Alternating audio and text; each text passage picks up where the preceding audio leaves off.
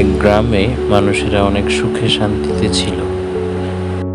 হঠাৎ একদিন বিশাল দানবাকৃতির মশা দেখা গেল।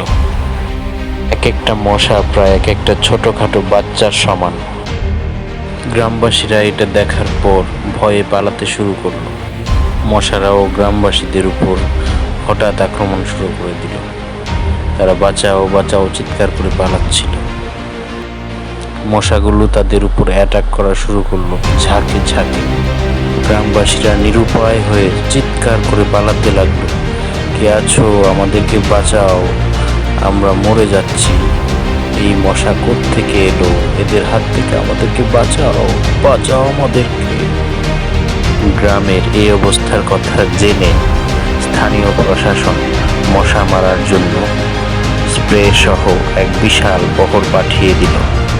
তারা এসে মশাদের উপর স্প্রে করা শুরু করল, কিন্তু দুর্ভাগ্য, মশার ওষুধ কোনো কাজই করল না।